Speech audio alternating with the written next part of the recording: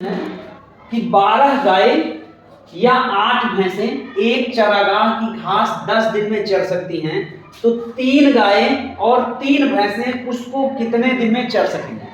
पहली लाइन ध्यान से समझने की जरूरत है कि 12 गायें या 8 भैंसें, मतलब एक चारागाह में या तो 12 गायें या तो 8 भैंसें, यानी कह सकते हैं कि 12 गायें 8 भैंसों के बराबर है। यानी जितनी 12 गायें घास चरेंगी उतना 8 भैंसें घास चर सकती हैं। तो हम निकाल लेते हैं कि एक गाय कितनी भैंस के बराबर है। अगले पॉइंट पे कह रहा है 3 गायें और 3 भैंसें, तो हमें पता चल जाएगा कि 3 गायें कितनी भैंसों के बराबर है। यानी 12 गायें घास चरती हैं कितने भैंसों के बराबर, 8 भैंसों के बराबर। इसलिए एक गाय कितना घास चरेगी, एक 12 गाय ज्यादा घास चरती हैं तो एक गाय कम घास चरेगी ना, तो कम के लिए हम लोग क्या करते हैं, भाग, मतलब 8/12।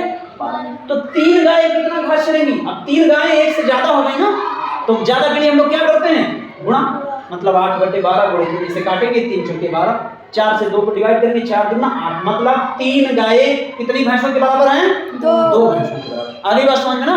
अब हमारा सवाल कहता है कि 12 गायें या 8 भैंसें, तो हमने भैंसों की वैल्यू निकाली, तो भैंसों को लेकर चलते हैं, 12 गायें ही 8 भैंसों के बराबर है, यानी 8 भैंसें घास चरती हैं चरागाह की कितने दिन में, 10 दिन में। इसलिए एक भैंस कितने दिन चलेगी, अब जितनी घास 8 भैंसें एक 10 दिन में चल रही हैं, तो एक भैंस उस घास को ज्यादा दिन में चलेगी ना, ज्यादा के लिए हम लोग क्या करते हैं, गुणा, मतलब 10 गुणे 8 गुणा कर देंगे, कितने दिन में चल सकेगी, 80 दिन में। फिर अगला स्टेप है 3 गायें और 3 भैंसें, तो 3 गायें किसके बराबर है, 2 भैंसों के बराबर। ये यहां निकल के आया 2 भैंसें ना, निकल के आया ना 2 भैंसें, तो 3 गायें 2 भैंसों के बराबर प्लस 3 भैंसें आगे फिर कह रहा घास कितने दिन चर सकेंगी, तो कम दिन चरेंगी ना, तो कम के लिए भाग कर देंगे, मतलब 80/2 3 मतलब 5, 80/5 कितना आएगा, 16 दिन, मतलब 3 गायें और 3 भैंसें उस घास को कितने दिन में चर सकती हैं, 16 दिन। आया समझ में।